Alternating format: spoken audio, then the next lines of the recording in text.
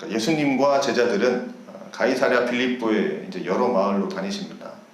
가이사랴 빌립보가 어디냐면 저 위쪽입니다. 위에 동그라미. 베세다에서 북쪽으로 이제 40km 떨어진 정도 되는 거니까 주 활동 무대가 이제 저 갈릴리 호수잖아요. 그래서 40km 정도 떨어진 곳이니까 이제 하루 종일 걸어가면 이제 당도할 수 있는 40km는 하루면 걸어가니까 하루 그 길로 가면 갈 수 있는 곳이죠. 그래서 여기에서 가는 길에서 예수님은 이제 제자들에게 물어보는 거죠. 가이사랴 빌립보에서 뭐라고 물어봅니까? 사람들이 나를 누구라 하느냐.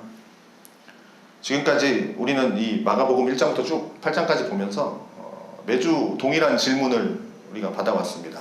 예수님은 도대체 누구냐? 그러니까 예수님께서 이 질문을 이제는 이 가까이에 있는 사람들, 이제 제자들에게 던지는 겁니다. 도대체 저 사람이 누구냐? 내가 누구냐? 그래서 이제 제자들이 전해주는 말씀이 이런 거죠. 사람들은 예수님을 뭐라고 하냐면요, 세례 요한, 더러는 엘리야, 더러는 뭐 선지자 중에 하나입니다. 뭐 이런 식으로 사람들이 생각합니다. 뭐 이렇게 이제 얘기를 하는 거죠. 예수님은 이제 여기에서 멈추지 않으시고 뭐라고 얘기합니까? 그럼 너희는 나를 누구로 하느냐? 제자들에게 이제 묻는 거죠. 사람들은 그렇게 대답을 하던데 너희들은 나를 누구로 하느냐? 그러자 이제 제자 중에 대표라고 할 수 있는 이제 베드로가 말하죠. 당신은 그리스도십니다. 자, 우리는 이 베드로의 이 고백을 통해서 예수님께서 진정으로 자신이 누군지, 즉 그리스도다 라고 하는 것을 좀 더 이제 제자들에게 분명하게 이제 가르쳐 주기 시작하는데, 그래서 오늘 본문에 이제 보면 크게 두 가지가 나옵니다. 하나는 예수님께서 이제 메시아로서 가시는 길, 또 하나는 그 메시아인 예수를 따르는 제자들이 가야 할 길, 그러니까 예수님이 가야 할 길, 따르는 제자들이 가야 할 길, 이 두 가지 길이 오늘 나오고 있습니다. 그래서 두 길은 공통점이 있는데 바로 뭐냐면 십자가라는 겁니다. 예수님이 가시는 길도 이제 십자가의 길이고요. 그다음에 제자들이 가야 할 길도 십자가인 겁니다. 이제 오늘 이거를 이제 두 가지를 좀 하나씩 말씀드리고 마치도록 합니다. 자, 우선 예수님께서 가시는 길, 그 길, 이제 메시아로서 가시는 길, 이제 십자가의 길이라는 겁니다. 자, 사람들은 예수님을 뭐라고 그럽니까? 세례 요한이다, 엘리야다, 선지자 중에 한 명이다, 뭐 이렇게 생각을 했습니다.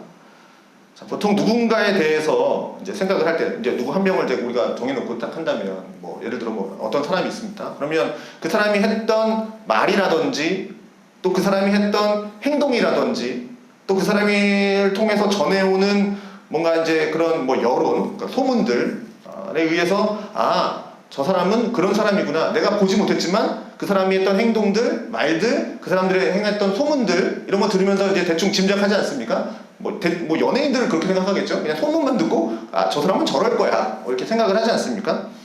그래서 요즘 챗 GPT 많이 쓰시죠. 그래서 저도 궁금해서 어느 날 한번 설교를 준비하다가 한번 쳐봤습니다. 선한교회가 어떤 교회냐? 호치민 선한교회가 어떤 교회냐? 한번 쳐봤습니다. 이렇게 잘 쳐야 돼요. 이게 아직 잘 안 나오거든요. 그래서 호치민 선한교회를 알려줘 이렇게 했더니 호치민 7군에 있는 교회인데 뭐 이렇게 쭉 나옵니다. 이게 쭉 나오죠. 뭐 제가 생각하기에는 호치민 선교회는 현재 거주하는 한국인들과 그 가족들이 믿음과 교제를 나누는 따뜻한 공동체라고 할 수 있을 것 같아요. 이렇게 나옵니다. 자, 이렇게 나오고요. 그다음에 그럼 이제 박은창 목사에 대해서 알려줘. 이렇게 이제 한번 쳐봤습니다. 자, 했더니 설교 본문으로 성경 구절들을 직접 인용하고 있고 기독교 복음 전파 및 삶 속에서 적용을 강조하는 모습이다. 여기 나오죠. 여기 나옵니다. 자, 이렇습니다. 네. 자, 이 GPT가 인격이 없잖아요. 인격도 없는데도 웹상에 있는 정보들만을 가지고 이렇게 분석을 해서 이렇게 좋은 얘기를 해줍니다. GPT. 예. 그런데 이제 당시의 사람들은 이런 정보도 없죠. 당시의 사람들은. 그러니 당시의 사람들은 예수님을 직접 볼 수도 없죠. 뭐 GPT가 있는 것도 아니니까. 그 다음에 뭐 뉴스도 있는 게 아니고, 뭐 사진도 없고, SNS도 없고, 뭐 이런 것들 자체가 없으니까 그냥 사람들을 통해서 듣는 말이 전부란 말이죠. 이 예수에 대한 소문이. 그래서 예수가 이런 말을 했구나. 예수님이 이런 행동을 했구나. 그러면서 예수님은 이런 분이구나. 라는 생각을 했죠. 이제 그걸 말한 겁니다. 사람들이. 자, 그래서 사람들이 그 소문을 듣고 내린 결론이 뭐냐? 엘리야, 세례 요한, 선지자 중에 한 사람 같다. 이제 이렇게 결론을 내린 거예요. 이런 생각을 한 겁니다. 자, 이렇게 생각하는 건 굉장히 훌륭한 생각일 수 있죠. 굉장한 생각입니다. 예수님을 우리와 똑같은 사람으로 보고 있지는 않죠. 우선 세례 요한 뭐 대단한 사람이고 엘리야 뭐 선지자 중에 한 명이니까 굉장히 훌륭한 사람, 위대한 인물로 보고 있습니다. 그렇지만 그렇게 지금 이렇게 인식을 하고 있다고 하더라도 사실 그것도 문제가 있는 거죠. 왜냐하면 예수님을 위대한 분으로 높여주고 있어서 뭐 세례 요한, 엘리야 막 이렇게 하니까 마치 예수님을 향한 찬사처럼 느껴지지만 사실 예수님을 세례 요한이나 뭐 엘리야 선지자들과 동급으로 보는 게 이건 말이 안 되는 거죠. 자, 동급으로 지금 보고 있는 겁니다. 엘리야를 한번 생각해 보시죠. 엘리야는 어떻습니까? 병든 자도 고쳐졌죠. 죽은 자도 살려주죠. 심지어 죽지 않고 또 하늘로 올라갑니다. 그런 일을 했던 엘리야하고 지금 동급이라고 생각하는 거죠, 사람들은. 그래서 예수님이 사실 엘리야와 동급일 수가 있겠습니까? 아니죠. 그럴 수 없죠. 그러니 이들은 뭐 선지자 중에 한 명입니다. 그런 그냥 선지자 중에 한 사람 정도쯤으로만 보고 있는 겁니다. 그리스도가 아닌 거죠. 그래서 예수님은 이런 대답을 원하시는 게 아니죠. 그래서 제자들에게 다시 물어보는 겁니다. 너희들은 나를 누구라 하느냐? 이 질문이 참 중요한 거죠. 자, 수학 선생님이 있다고 한번 칩시다. 이 선생님은 학생들에게 이제 막 수학을 가르쳐요. 그래서 열심히 가르치고 이제 학생들이 배웁니다. 그리고 이제 때가 되면 이제 시험을 봅니다. 문제를 하나 내요. 이 수학 선생님이 1번 너희는 나를 누구라 하느냐? 그러면 수학 선생님이 낸 문제를 받은 이 학생들은 얼마나 황당할까? 열심히 수학을 가르쳤는데 수학 선생님은 수학을 열심히 가르쳐 주셨습니다. 그래서 시험 볼 때는 어떤 문제를 낼까? 이거를 어떻게 증명할까? 그리고 뭐 얘네들이 얼마나 공부를 잘했나? 뭐 그 답을 얼마나 잘 추론할 수 있을까? 뭐 이런 걸 물어보는 게 시험인데 학생들은 그런 걸 답하는 거고 그런데 지금 선생님이 뭘 물어보냐면 수학을 열심히 가르쳐 놓고 내가 그동안 너희들에게 이렇게 가르치고 했는데 그럼 너희는 나를 누구라고 생각하느냐? 이렇게 물어보는 거니까 지금 굉장히 이 제자들은 황당한 일인 거죠. 예수님도 내가 너희들에게 많은 걸 지금 가르쳤는데 3년 동안 많은 걸 가르쳤는데 내가 가르쳤던 것들을 뭐 말해봐, 뭐 정리해봐, 뭐 요약해봐, 암기해봐 뭐 이런 게 아니라 너희는 날 누구라고 생각하니? 예수님 자신에 대해서 묻고 있는 겁니다. 이것이 예수님을 중심으로 하는 기독교와 다른 종교의 차이점이라는 거죠. 다양한 종교가 있겠지만 다들 구원에 이르는 길을 가르쳐주죠. 다들 구원을 이루려면 어떻게 해야 된다. 뭐 그래서 어떻게 살면 우리는 구원에 이를 수 있을까?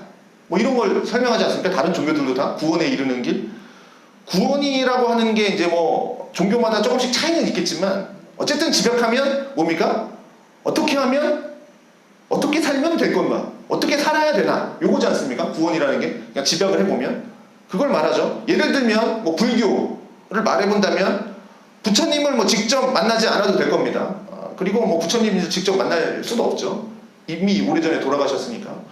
자, 그러니 그분이 살면서 깨달으면서 전해져 내려오는 것이 있고 그리고 그거를 열심히 배워서 또 열심히 또 살고 수행하고 했던 사람들이 이제는 보살이 돼서 그걸 가르치고 전파하면서 지금 여기까지 오지 않았습니까?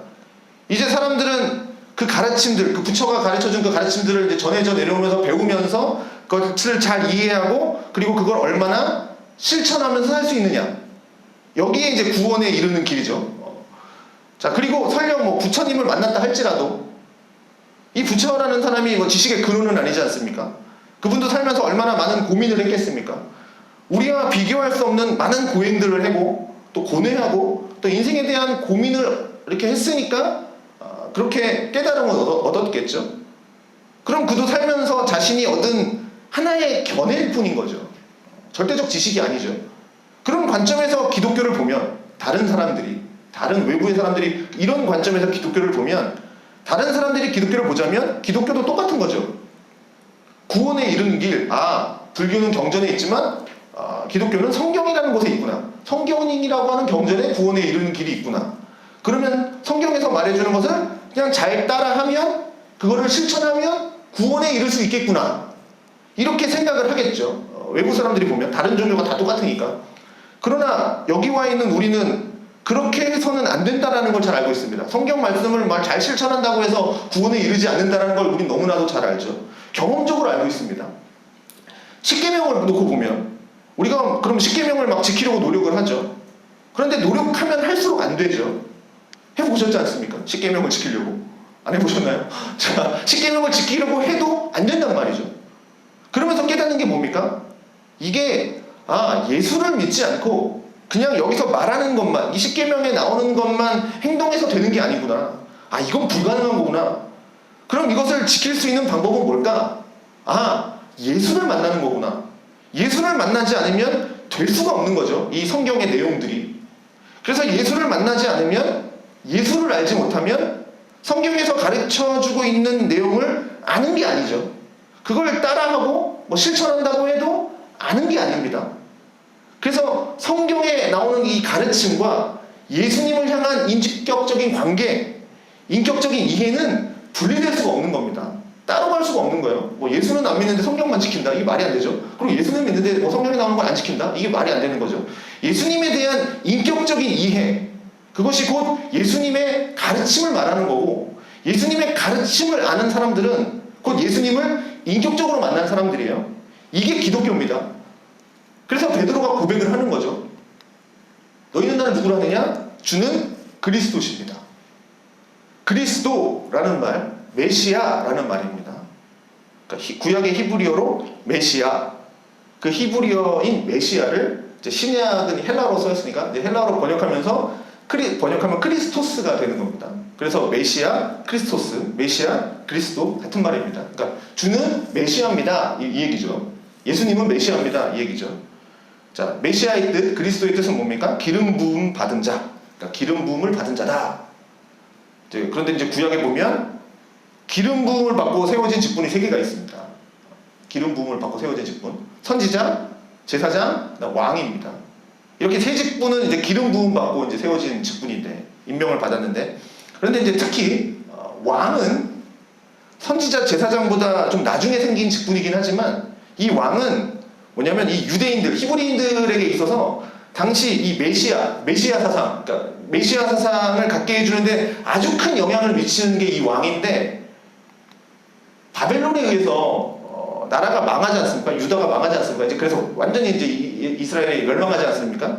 남겨진 유대인들, 이제 포로로 끌려가고 이제 남은 유대인들, 나라의 독립, 나라의 회복을 꿈꿨죠. 이제 나라의 독립을 위해서.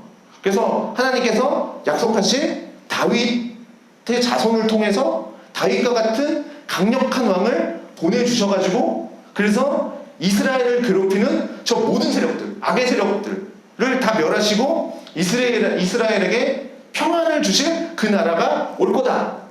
회복될 거다. 이스라엘이 다시 회복될 거다. 이것을 이제 기다리고 있는 거죠. 그래서 메시아를 기다리는 겁니다. 그리스도를 기다리는 거죠. 그 메시아를, 이 왕을 기다리는 겁니다. 그러나 그들의 역사를 보면 계속된 실망의 연속이었습니다. 그래서 어떤 한 사람이 나타났어요. 이분이 메시아인가? 비슷한 사람이 생겨나왔어요. 그렇지만 막 처참하게 깨져요. 그럼 또 나와요. 이분인가? 했더니 또 깨지고, 그런 상황 속에서 지금 예수라는 사람이 등장을 한 겁니다. 그런 시대 속에서, 지금 로마의 압제 속에서. 자, 그래서 사람들도 예수님이 하시는 일들을 보면서 메시아로 보고 싶어 한 거죠. 그래서 오병이어 이후로 어떻게 합니까? 이 사람을 왕으로 세우려고 하지 않습니까? 그래서 그렇지만 예수님을 모두가 받아들인 건 아니죠. 예수님을 메시아로 받아들이지 않으려는 사람들도 있었습니다. 바리새인들, 서기관들, 대제사장들, 이런 사람들이죠.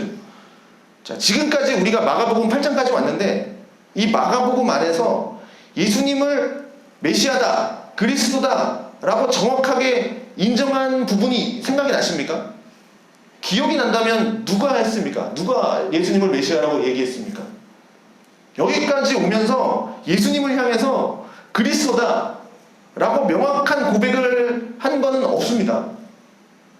그런데 예수가 메시아다 라고 인정하는 것은 또 나와요. 그걸 누가 했느냐?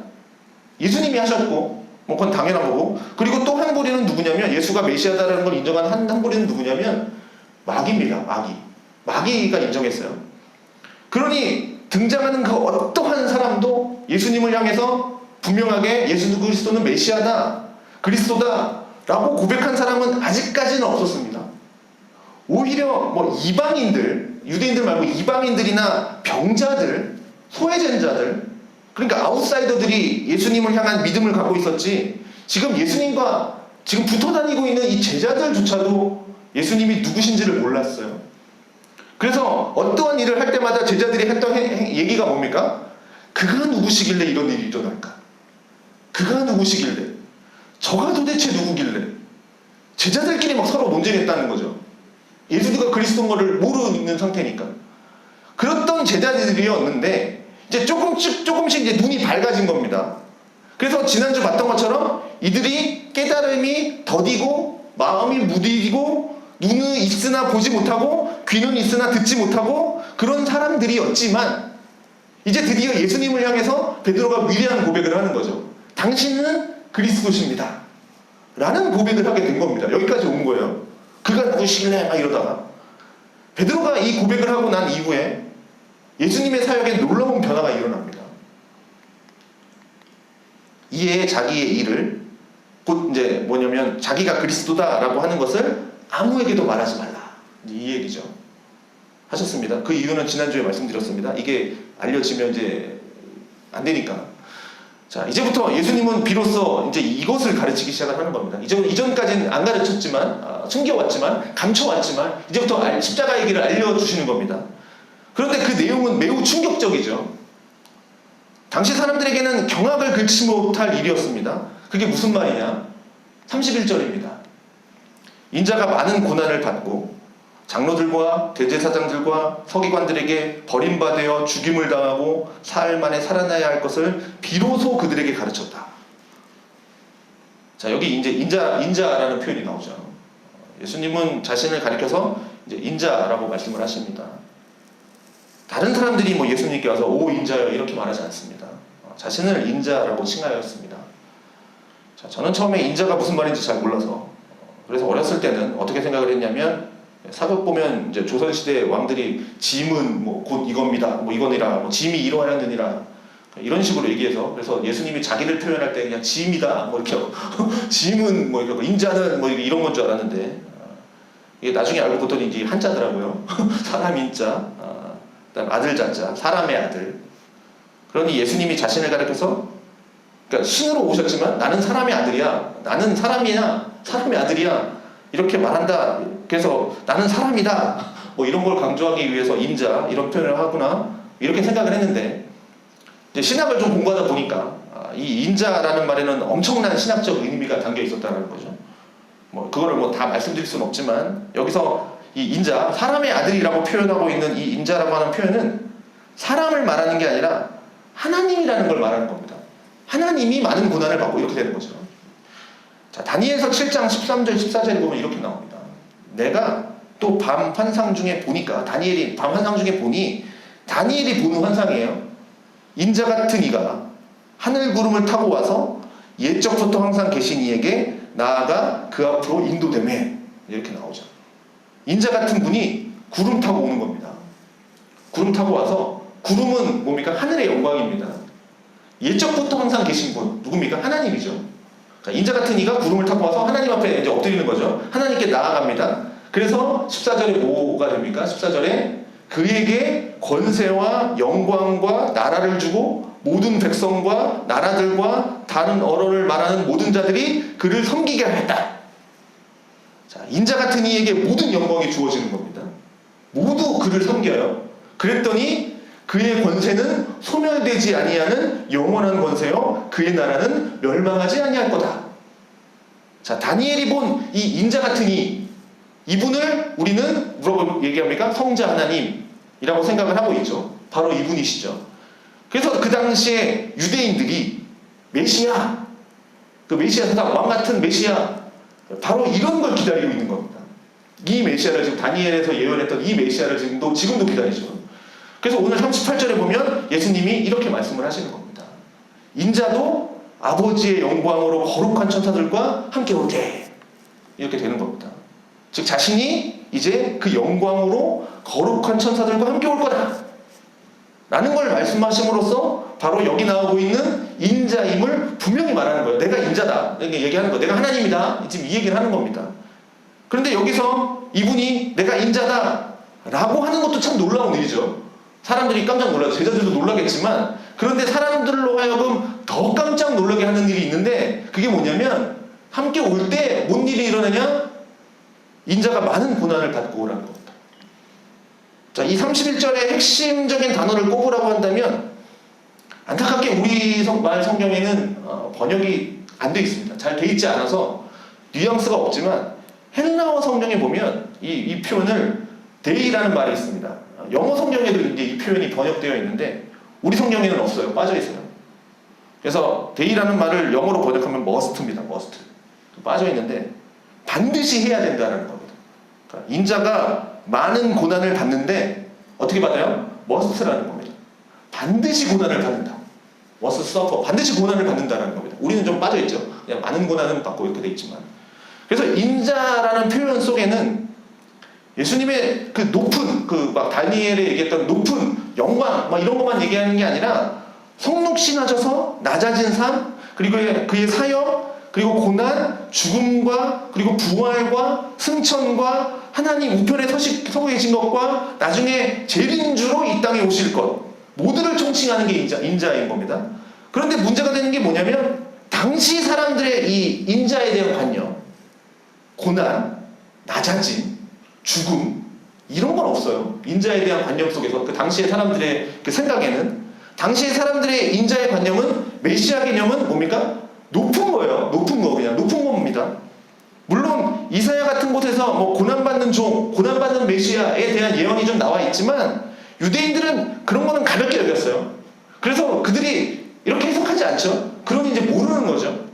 그러니 자신이 살아가고 있는 이 자신의 삶의 현장과 자신이 처해 있는 역사적 그런 환경 속에서 자신들이 생각하고 있는 그 메시아가 와줘서 자신들을 구원해 주기를 기다렸던 겁니다. 그래서 지난주에 말씀드렸듯이 뭡니까? 돈이 필요한 사람들에게 누가 그리스도입니까? 돈이 필요한 사람에게? 돈을 주는 사람이 그리스도죠. 아픈 사람에게 누가 메시아입니까? 병을 낫게 해주는 사람이 메시아인 거죠. 그러니 지금 나에게 뭔가 부족한 게 있어요. 그리고 이것을 나에게 채워줄 분이 있어요. 이 부족한 것을. 그러면 그분이 메시아고 그분이 그리스도다라고 한다면 그럼 예수님이 나에게 필요한 부분들 나 지금 이런 게 결핍돼 있어요. 이 부분 좀 채워주십시오. 라고 해서 그 부분을 채워주면 그는 어떤 구원자입니까? 우리의 부족한 어떤 한 부분만 채워주는 구원자일 뿐인 거죠. 이스라엘 독립시켜 주시려고 예수님이 온 게 아니지 않습니까? 이스라엘 독립시키려고 예수님이 그 성육신 하셨습니까? 아픈 사람 낫게 해주려고 예수님이 성육신 하셨습니까? 아니죠. 만약에 그거라면 예수님은 전 세계 사람 돌아다니면서 병만 낫게 하면 되는 거죠. 가난한 사람한테 돈 많이 주어주면 되는 거죠. 우리로 치면 우리 문제 해결만 하면 되는 거 아닙니까? 그러니 이런 식으로 베드로가 하는 당신은 그리스도십니다 라고 고백하는 건 사실 온전한 고백이 아니라는 겁니다. 고백은 하지만 온전한 고백은 아니에요. 베드로가 지금 당신은 그리스도십니다. 마태복음에 보면 뭐라고까지 나옵니까? 살아계신 하나님의 아들입니다 라고까지 얘기하죠. 굉장한 고백이죠. 놀라운 고백입니다. 그렇게 안 했던 사람이 하니까. 그래서 예수님이 뭐라고까지 얘기하십니까? 바요나 시모나 내가 복이 있다. 이를 알게 하시는 이는 혈육이 아니고 하늘에 계신 내 아버지다 하면서 뭐까지 줍니까? 교회 열쇠까지 줍니다. 엄청난 일이죠. 베드로가 이 당시 이렇게 예수님을 고백하는 것에 대한 놀라운 변화와 놀라운 전환점이 됐지만 그렇다고 해서 이 베드로가 예수께서 그리스도로서 하시는 일이 뭔지 그거는 정확하게 알지를 못했다라는 거죠. 이제 그것이 이제 바로 나오는 거죠. 이게 32절입니다. 드러내놓고 이 말씀을 하시니 이제 예수님께서 이제 고난을 받고 인자가 고난을 받고 이제 나오지 않습니까? 베드로가 예수를 붙들고 항변하매 이렇게 나오죠. 이게 무슨 의미인지 짐작이 가십니까? 인자가 많은 고난을 받아야 된다. 장로들과 대제사장들과 서기관들에게 버림받아서 죽임을 당한다. 막 이런 얘기하니까 베드로가 예수님한테 이제 말하는 거죠. 그렇게 되면 안 됩니다. 그걸 지금 얘기하는 겁니다. 그런데 베드로가 어떤 행동을 하냐면 보십시오. 베드로가 예수를 붙들고 항변하매 이렇게 돼 있죠. 이걸 번역하면 이렇게 됩니다. 베드로가 예수님을 따로 데리고 가서 꾸짖기 시작했다. 붙들었다 라는 건 예수님을 따로 붙들고 갔다라는 거고요. 그래서 따로 데리고 가서 항변했다라는 말은 꾸짖었다라는 거예요. 예수님을 혼냈다라는 거예요. 지금 베드로가. 여기 꾸짖었다라는 단어가 뒤에 똑같이 또 한 번 더 나오는데 예수께서 베드로를 꾸짖어 이르시되 같은 말이거든요. 보통 꾸짖는 거 누가 합니까? 예수님이 귀신을 꾸짖으실 때 잠잠하고 그 사람에게 나오라 하고 귀신을 꾸짖으시니 귀신이 나오더라. 이럴 때 쓰는 말입니다. 이 꾸짖는다, 항변하다.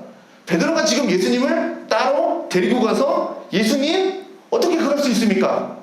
지금 눈이 좀 열려서 당신은 그리스도십니다 라고 고백까지는 했는데 그런데 이분이 지금 뭘 해야 되는지 뭘 하셔야 되는지 자신을 위해서 우리를 위해서 예수님이 무슨 일을 하셔야 되는지 그거는 또 모르고 있는 거예요.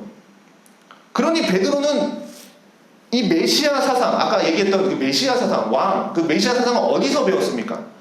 어릴 때부터 자라면서 교육과정 속에서 그냥 배웠던 거고 그 당시 시대의 모든 사람들이 그렇게 메시아 그런 메시아를 받아들이고 있으니 이 베드로의 입장에서도 여전히 메시아에 대한 관념은 그냥 그 생각에서 멈춰 있는 거죠.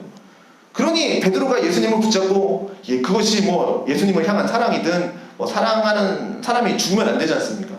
아니면 뭐 예수님에 대한 충정이든 아니면 거기 자기의 사심이 있어서 뭐 그든 못됐든 간에 예수님을 붙잡고 얘기하는 거죠. 그렇게 되면 안 됩니다. 라고 하면 예수님이 그렇게 베드로가 그렇게 꾸짖으면 예수님이 그렇다고 길을 바꾸시겠습니까? 예수님께서 가시는 길의 핵심은 고난이죠. 인자가 많은 고난을 반드시 받아야 하고 그러니 그 고난은 반드시 있다는 겁니다. 아까 머스트 얘기했죠. 그래서 오늘 여기에 십자가라는 단어는 나오지 않지만 고난을 받고 버림받고 죽임을 당한다. 십자가죠. 십자가가 뭡니까?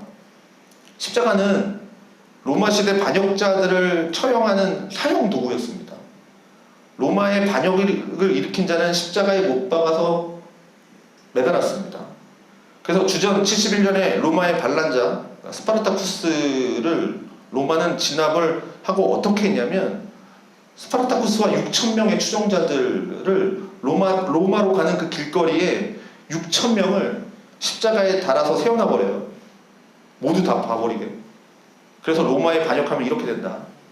십자가는 죄수에 대한 어떠한 인권, 뭐 존엄성 보장하지 않습니다. 지금처럼 뭐 죄인이라고 할지라도 뭐 인권을 보장하는 뭐 이런 시대 속에서는 십자가 형태는 뭐 사용할 수도 없죠. 말을 꺼낼 수도 없습니다. 이 당시에도 사형수라고 하더라도 어느 정도 좀 인정해주고 명예롭게 좀 죽게 해주고 하는데 그리고 자비를 베풀어서 뭐 고통 없이도 죽게 하고 뭐 이랬었는데 그러나 십자가는 그런 거 아닙니다. 십자가는 어떻게 합니까? 옷을 다 벌게 벗기고 영화나 그림 같은 거 보면 뭐 이렇게 속옷을 다 입고 있지만 그건 영화니까 사실 그것도 아니죠. 속옷 없이 다 벗겨놓고 팔다리는 못을 박아놔서 움직이지 못하도록 해놓고 밑에서 사람들이 그걸 다 쳐다보는 거예요. 그러니 십자가는 뭡니까? 수치의 절정입니다. 단순히 아프고 뭐 괴로운 정도가 아니라 아주 창피하고 부끄러운 일인 겁니다. 그런데 사람들이 이 당시에 생각하는 메시아, 하나님의 뜻을 받아서 이스라엘을 괴롭히는 저런 로마 같은 악당들, 악한 자들을 물리쳐서 이스라엘에 정의가 내려지고 그래서 이스라엘이 다시 회복되어야 된다는 그런 생각을 했었고 그렇게 되려면 어떻게 됩니까? 메시아는 어떤 사람이 되어야 됩니까? 그런 메시아를 기대한다면 메시아는 어떤 사람이어야 됩니까? 능력이 많아야 됩니다. 힘이 있어야 됩니다. 그런데 그 메시아가 십자가에 달린다? 그 말은 뭡니까? 나도 스파르타쿠스처럼 결국 예루살렘에 붙잡혀서 십자가에 달릴 거야. 이런 얘기가 되는 건데 당시 사람들이 들으면 그건 무슨 말입니까? 아니, 내가 메시아라고 고백을 했더니 기껏 하시는 말씀이 우리는 패배할 거야. 우린 다 십자가에 못 박혀 죽을 거야. 이런 얘기 하시니까 얼마나 황당한 얘기입니까? 지금 베드로가. 이게. 그렇지만 예수님은 이 십자가라는 수치를 통해서 세상을 바로잡고 악을 물리치고 하나님의 나라를 바로 세우는 능력을 나타내시는 겁니다. 왜 예수님이 십자가에 달리셔야만 했습니까? 하나님은 이미 창세전부터 우리가 죄를 범했을 것에 대해서, 범하였을 것에 대해서 우리를 어떻게 구원하실지, 구속하실지 그 방법을 이미 정하셨습니다. 그 방법은 뭡니까? 바로 죄로 인해서 망가진 자들을 구원하는 대속의 방법이었죠. 대신 죽으시는 방법이었습니다. 그러면 그걸 누가 하실 것이냐? 바로 성자 하나님, 예수 그리스도께서 하실 것임을 이미 정했습니다. 제가 예전에 청년 때 제 핸드폰이 하나 있었는데, 핸드폰, 교회 아이들이 이제 제 핸드폰을 가지고 놀죠. 교회 아이들이, 교사였으니까 아이들이 이제 희한하게 아무 짓도 안 하는데, 아이들은 아무 짓도 안 하는데 핸드폰이 망가뜨리는 재주가 있어요. 자, 아이들이 만지기만 했는데 만지기만 했는데 액정이 이제 줄이 간 거죠. 자, 산지 얼마 안 된 핸드폰인데 줄이 간 거죠. 이거 어떻게 처리해야 됩니까? 애들이 망가뜨렸어요. 자, 두 가지 방법이 있죠. 하나는 엄마를 부릅니다. 집사님, 이리 와 보십시오. 애가 놀다가 이렇게 됐네요. 물어내셔야죠. 하던가 아니면, 야, 네가 일부러 그런 것도 아닌데 놀다 보면 그럴 수 있지 뭐, 용서하든가. 당연히 저는 뭘 했겠습니까? 두 번째 행동을 했겠죠. 사실 뭐 두 번째도 아니죠. 그냥 말도 안 했습니다. 그럼 굳이 뭐 말을 합니까? 내가 널 용서한다, 뭐 그런 것도 없어요. 아마 그 아이는 모를 겁니다. 자, 그런데 한번 생각해 보십시오. 이런 일이 일어날 때 이제 고쳐야죠. 이제 뭐 새 거를 사던가. 그런데 수리센터 갔는데, 이거는 차라리 액정을 가느니 하나 사는 게 낫습니다. 그런 거죠. 산지 얼마 되지 않았는데 어떻게 합니까? 뭐 청년이니까 돈이 어디 있겠습니까? 그냥 몇 개월인가를 계속 쓰죠. 그런데 화면을 펼칠 때마다 이제 줄이 가 있는 거죠. 자, 핸드폰 할 때마다 어떻게 되겠습니까? 그 아이 얼굴이 떠오르겠죠. 그 아이의 얼굴이 떠오르죠. 자, 이 비용은 누군가 내야 됩니다. 이 비용은. 고치는 비용을 가해자가 내던가, 아니면 내가 용서했다라고 한다면, 용서한다는 건 뭡니까? 그 비용을 내가 감수하겠다라는 거죠. 그게 용서죠. 자, 이런 경우를 보면 우리가 살아가면서 잘못한 일에 대해서 대가를 치르는 방법이 두 가지라는 걸 보여주는 겁니다. 잘못한 사람이 갚거나 그냥 내가 짊어지거나, 둘 중에 하나겠죠. 그런데 우리 인생은 사실 이렇게 뭐 지금 돈으로 비유했지만 돈으로 해결될 만한 문제보다 그렇지 않은 경우가 더 많죠. 예를 들면 이런 거죠. 누군가가 나의 마음을 괴롭혔어요. 돈으로 해결 안 되죠. 누군가가 나에게 상처를 줬어요. 누군가가 나의 자존심을 꺾어버렸어요. 내가 정말로 소중하게 여기는 걸 누군가가 험담을 했어요. 이런 식으로 나의 감정에 상처를 내고 흠집을 내는 일들이 우리에게 더 많죠. 돈으로 해결할 수 없는. 이런 마음에 흠집이 생기면, 물건을 손상시키면 그걸 이제 돈으로 해결할 수 있는 문제보다 우리는 더 심하게 받아들입니다. 그 사람은 나한테 잘못했어.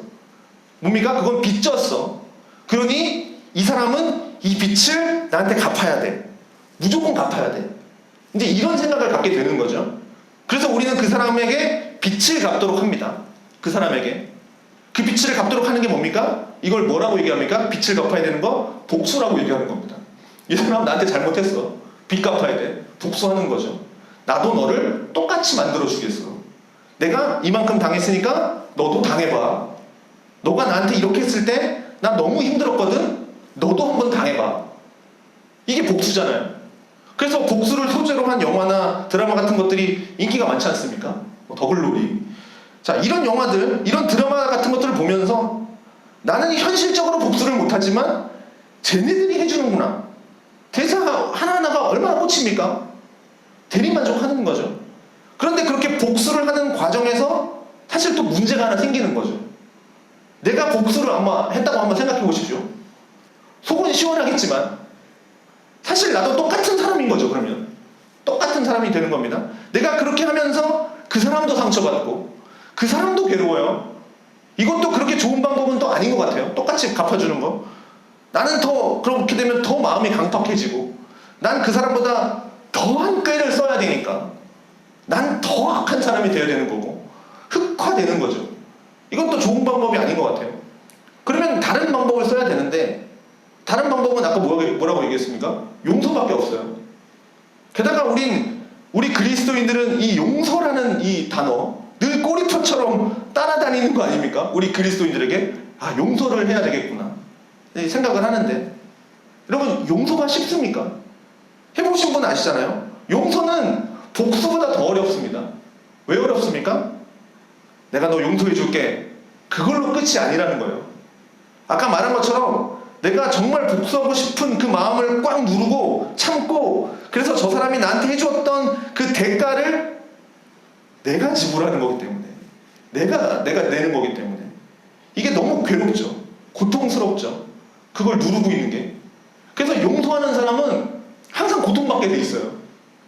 그냥 용서 없어요. 이것이 우리 사람끼리의 관계에서도 그런데, 하나님은 어떠실까? 사람이 죄를 범했습니다. 하나님을 향해서 죄를 범했어요. 죄의 대상이 하나님이에요. 하나님을 향해서 죄를 범한 거예요. 그러면 인간이 하나님을 향해서 하나님의 영광을 훼손하는 그 크나큰 죄를 범했는데, 하나님이 우리의 죄를 용서하신다. 그럼 하나님이 용서해 주실 때, 우리를 용서해 주실 때, 우리가 착각하고 있는 것 중에 하나가 뭐냐면, 하나님이 우리를 용서해 주실 때 아무런 대가 없이 용서하신다고 생각을 하는 거죠. 커다란 착각이죠. 우리도 나한테 해를 입힌 사람을 용서해 주는 것이 그토록 어려운데, 고통스러운데, 하나님께 우리가 해를 범했는데 하나님은 당연히 우리를 용서해 주셔야 돼, 그런 생각하면서 왜 용서를 받는 거죠? 착각하고 있기 때문에 그렇다는 거죠. 고통의 대가 없이 주어지는 용서는 없습니다. 죄의 대가는 반드시 고통으로 치러야 돼요. 그래서 구약 성경은 끊임없이 이 질문을 하는 겁니다. 수수께끼와 같이. 하나님은 분명히 죄인들을 벌하시는데 어떻게 그 죄인들을 용서하실까? 벌하시는데 용서하실까? 이것이 어떻게 가능한 걸까? 그런데 이것이 신약 성경에서 분명히 제시되죠. 바로 예수 그리스도를 통해서, 예수 그리스도를 통해서 나의 죄를 용서하시기 때문에 십자가에 달리신 거죠. 그러니 나를 용서하시기 위해서 내가 지불하고 내가 갚아야 할 그 대가를 예수님이 나를 대신해서 십자가에서 모든 수치와 고통을 당하시면서 그거를 택하신 겁니다. 십자가에서의 고통을, 그 용서하는 고통을 예수님이 택하신 거라는 거죠. 그래서 예수님께서 우리를 죄에서 용서하시기 위해서 십자가에 달리셔야만 했던 거죠. 그냥 아무 대가 없이 용서가 치러지는 게 아닙니다. 내가 너 용서할게, 이게 아니라는 거죠. 대가가 필요한 거죠. 대신 예수님에게 전가시킨 거죠. 우리가 받아야 할 걸 예수님이 받으시는 거. 그럼 그 십자가는 원래는 내가 달려야 했던 거고, 거기서 받아야 할 수치는 내가 받아야 했던 것이지만 예수님이 계속하신 겁니다. 그래서 예수님이 십자가에 달리시는 게 마치 패배자처럼 보이지만, 그러나 이것이 궁극적인 승리를 가져왔다는 거죠. 골로새서 2장 15절에 보면 완벽한 역전이 이루어지는데, 통치자들과 권세들을 무력화하여 드러내어 구경거리로 삼으시고 십자가로 그들을 이기셨느니라 라고 말합니다. 십자가가 진 것처럼 보였지만 십자가로 그들을 이기셨습니다. 이것이 세상의 방식과 완전히 다른 거죠. 세상은 권력을 가지면 그 권력을 가진 사람들이, 여러분 우리가 보면 다 알지 않습니까? 원래 그런 사람이 아닌데 권력을 가지면 왜 저렇게 되지? 그걸 자꾸 보잖아요. 자, 이 권력자들은 자기의 권력을 유지하기 위해서는 더 많은 힘을 가지려고 그럽니다. 그래서 역사적으로 보면 독재자들은 그들이 가지고 있는 불안함이 일반 사람보다 더 컸다고 그러죠. 자기들은 마음대로 아무거나 할 수 있는데 불안함이 더 컸다고 그럽니다. 왜 그럽니까? 이게 언제든지 빼앗길 수 있을 거라는 그런 불안함 때문에. 그런 불안함이 있으니까 더 누르는 겁니다. 사람들을 더 누르고 압박하고 그걸 더 빼앗으려고. 그렇지만 예수님이 보여주신 진정한 권위는 뭡니까? 패배를 통해서 승리한 겁니다. 권력을 내려놓고 섬김을 통해서, 부유함을 내려놓고 가난해짐으로써, 조건이 없는 신실한 사랑으로서 세상의 가치관을 완전히 뒤엎어버리심으로써 승리하는 것, 이게 십자가입니다. 그리고 그 승리는 우리에게 진정한 용서를 통해서 누리는 자유함을 주신 거죠. 우리를 자유롭게 하지 못하는 가장 큰 적은 죽음입니다. 자유하지 못하죠. 죽음으로 인해서. 죽음에 대한 두려움. 그러나 예수님은 그것까지도 이기셨다라는 거죠. 그러니 우리는 더 이상 죽음을 두려워하지 않습니다. 저 본향이 있기 때문에. 그러니 세상에 무엇이 우리를 괴롭게 할 수 있겠습니까? 이것이 예수님이 가시는 길이라는 거죠. 지금 이제 9장부터 이제 이 길을 향해서 걸어가십니다. 십자가의 길이에요. 뭔가 능력으로 쟁취하는 것이 아니라 바로 이게 진정한 권위죠. 만왕의 왕이신 예수님께서 가시는 길입니다. 그럼 두 번째, 이건 짧게 하고 마치겠습니다. 그분을 따르는 제자들은 어떤 길을 가야겠습니까? 답은 정해져 있죠. 무리와 제자들을 불러 이르시되 누구든지 나를 따라오려거든 자기를 부인하고 자기 십자가를 지고 나를 따를 것이다. 이거 당연하죠. 우리의 왕이 십자가를 지셨는데 어떻게 왕을 따르는 자들은 부귀 영화를 누리면서 편안하게 살 수 있겠습니까? 그건 상식적으로 말이 맞지 않습니다. 그런데 문제는 이것이 우리를 굉장히 부담스럽게 만든다는 거죠. 자기를 부인하고 자기 십자가를 따르라. 누구든지 나를 따르려거든. 그냥 몇몇 사람들만 그러라는 게 아니고 내가 예수 그리스도를 믿는 그리스도인이 되겠다라고 한다면 누구든지 다 이러라는 겁니다. 그냥 낭만적인 표현 아니에요. 자기를 부인해라. 이게 무슨 말입니까? 쉽게 말하면 뭡니까? 자기를 죽여라 라는 얘기입니다. 자기 십자가를 진다는 게 뭡니까? 요즘은 뭐 십자가를 뭐 액세서리로 지지만, 그래서 예쁘게 보이지만 이 당시 십자가를 진다는 건 뭡니까? 아까 반란자들처럼 십자가 들고 형장으로 끌려가는 그거를 말하는 겁니다. 죽음이에요. 세상 사람들에게 손가락질 당하면서 죽어라. 그 얘기입니다. 욕먹으면서 죽어라. 이 얘기입니다. 나를 따라오려거든 욕먹으면서 자기를 죽여라. 이겁니다. 그러니 이건 낭만적인 얘기 아닙니다. 말로만 할 수 있는 것도 아니고요. 말로는 누가 못하겠습니까?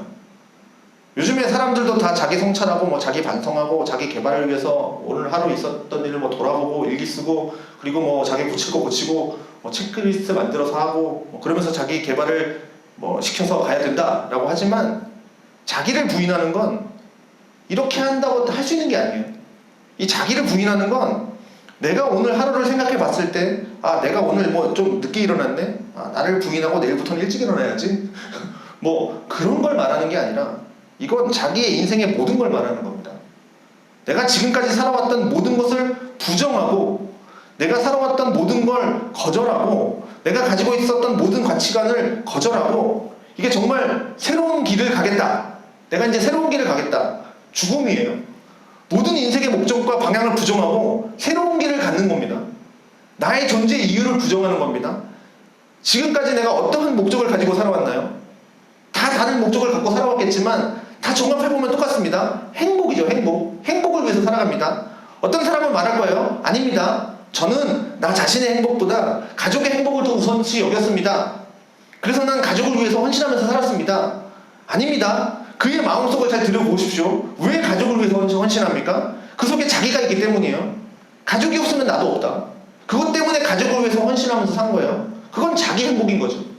자, 그래서 하나님이 가끔씩은 좀 무서운 방법이긴 한데 내가 소중하게 여기는 걸 뺏어갈 때가 있어요. 없어지게 하실 때가 있습니다. 내가 소중히 여기는 거. 좀 무서운 방법이죠. 사랑하는 가족이다? 그럼 가족을 좀 표현이 좀 그런데 죽이시거나 아니면 데려가시는 거죠. 아니면 그게 어떤 물건이면 그 물건은 못 만들게. 하여튼 우리가 가지고 있는 다양한 것들. 그럼 거기에서 우리는 상실의 큰 아픔을 겪죠. 그때 우리가 누구인지를 드러나게 돼요. 우리가 누구인지를 보게 돼요. 이게 없을 때, 이게 상실되었을 때 내가 어떤 사람인가 거기서 드러나는 겁니다.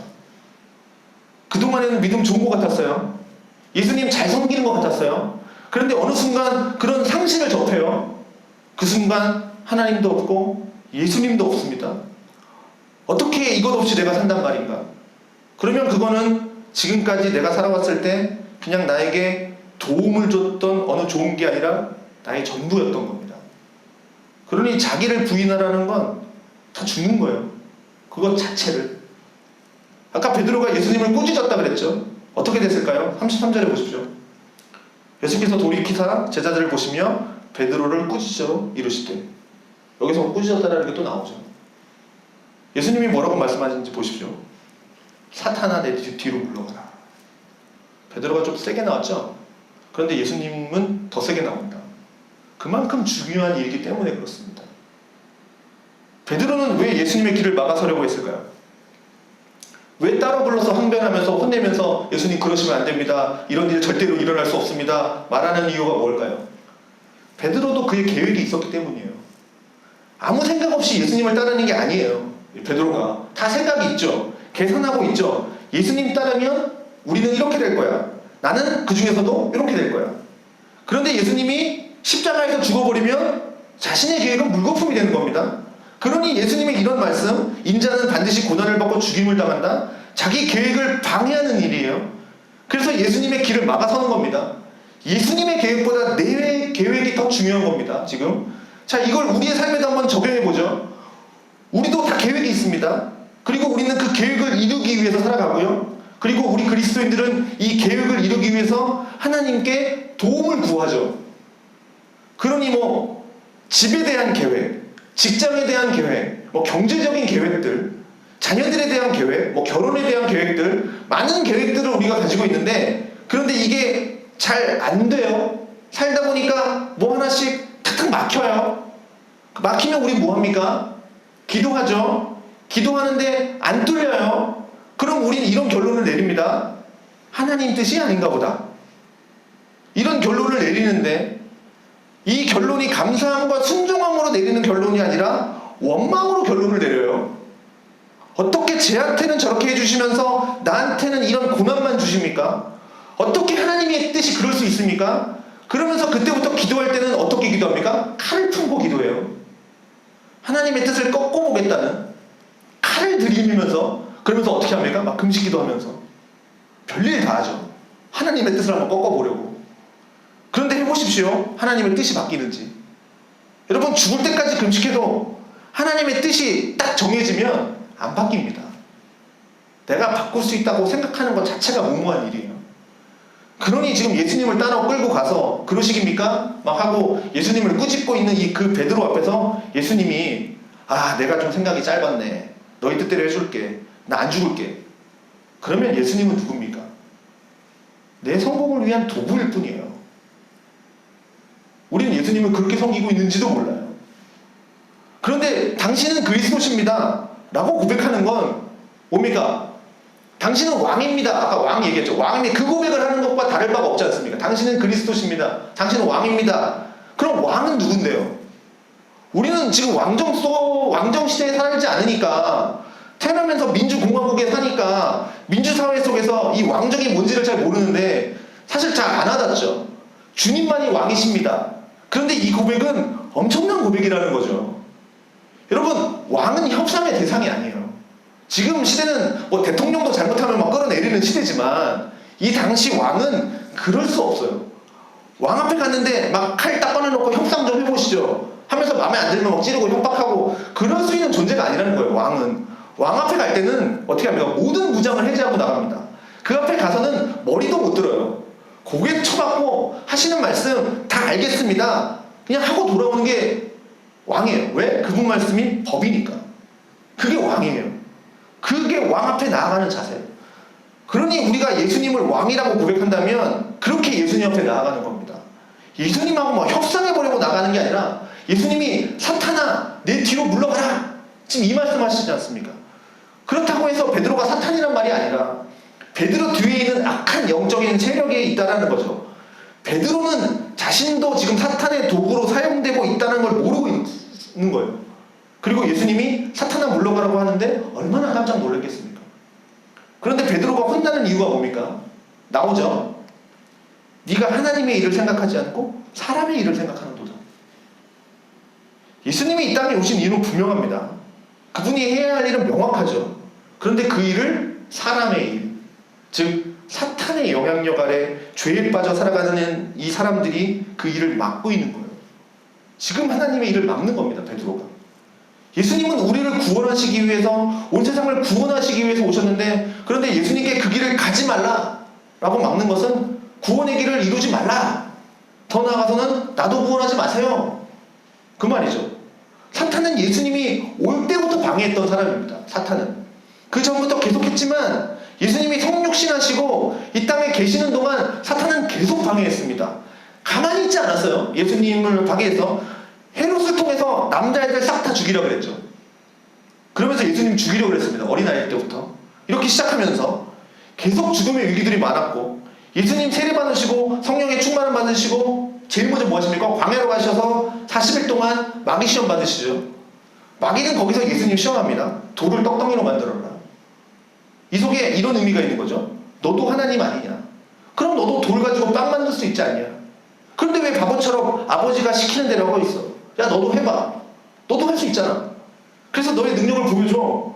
이런 시험하고 있는 겁니다. 그러나 예수님은 마귀의 말을 듣지 않고 하나님의 말씀으로 이기죠. 이처럼 마귀는 계속 방해합니다. 그리고 사람들을 통해서 방해를 합니다. 그 길을 지금 막고 있습니다. 베드로가 가지고 있는 생각이 그거예요. 당신이 메시아인데 어떻게 죽습니까? 당신이 가서 저 대제사장들, 서기관들, 바리새인들, 외식하는 저들을 다 끄집어내서 저들 물리치시고 당신의 능력 좀 보여주시고 그들의 부패를 좀 심판해 주시고 진정한 나라를 세워 주셔야 되는 거 아닙니까? 그게 메시아 아닙니까? 이게 베드로가 가지고 있었던 생각이고 그게 바로 사람의 일인 겁니다. 이 일을 생각하고 있으니 예수님을 가로막고 있는 거예요.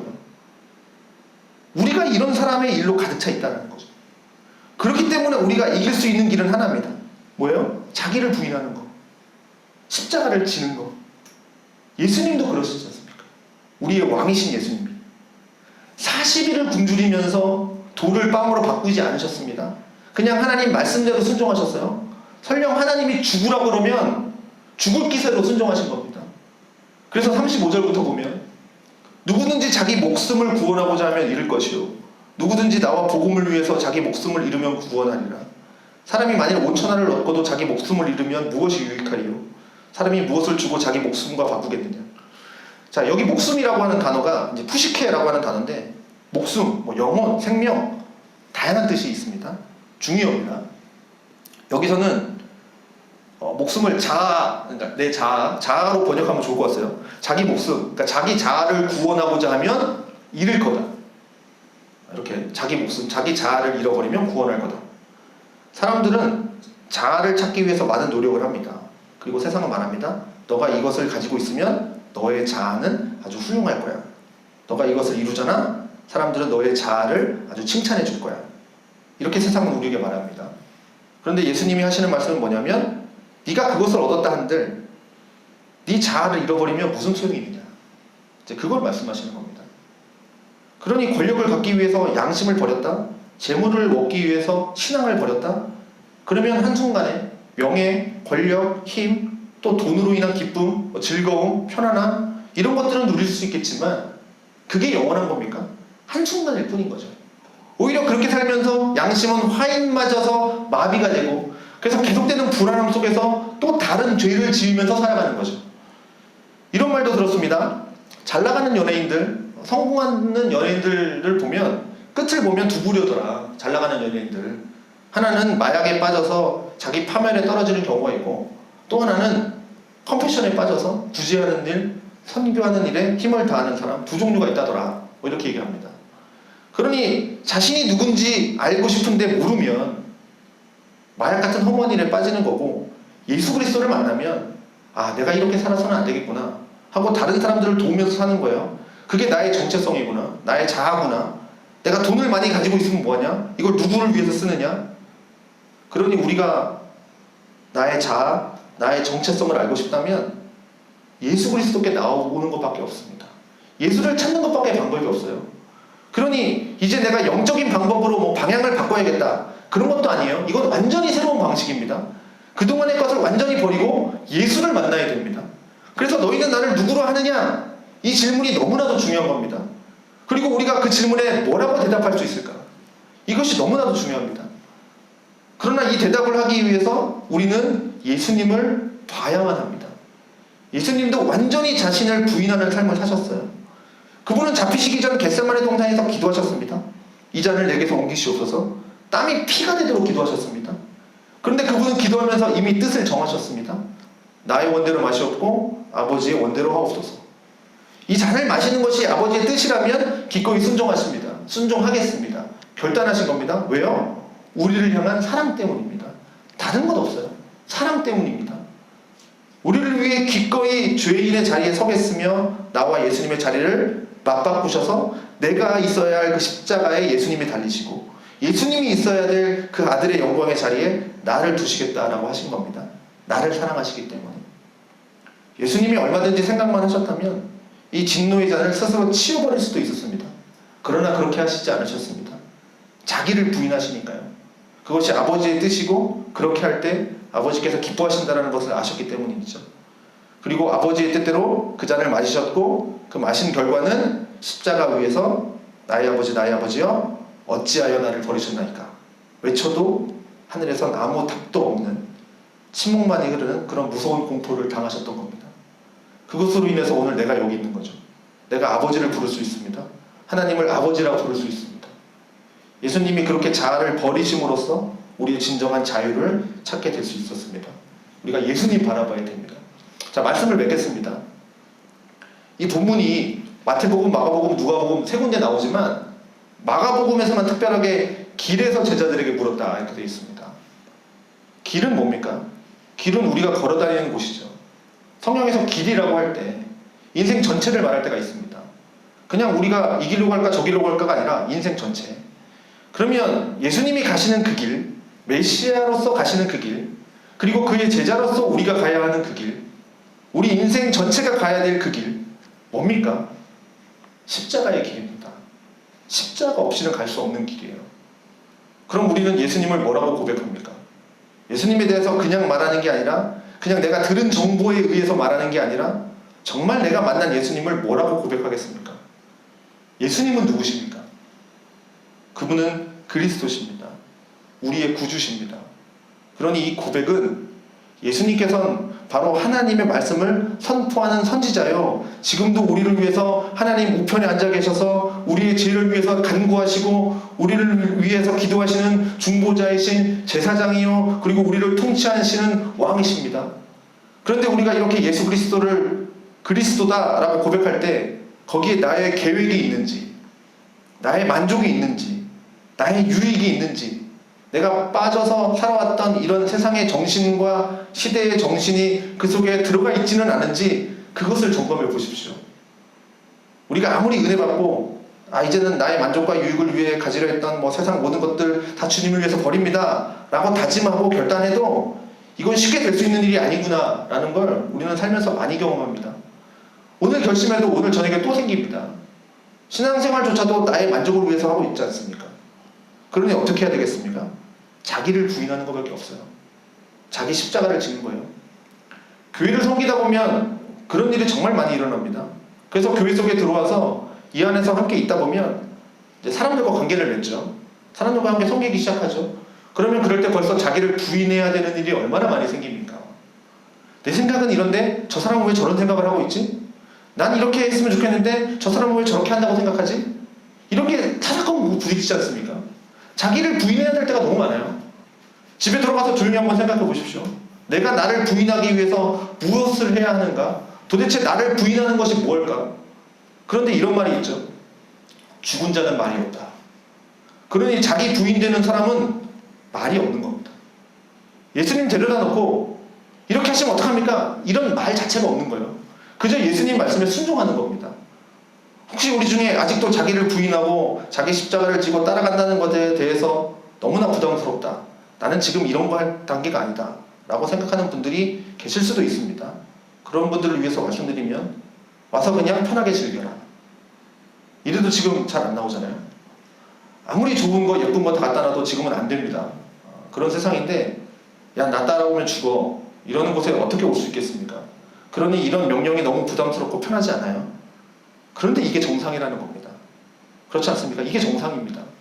내가 아직 예수님이 누군지도 모르고 예수님으로부터 받은 사랑이 뭔지를 깨닫지를 못하고 있는데 어떻게 나를 버리고 나를 부인하면서 삽니까?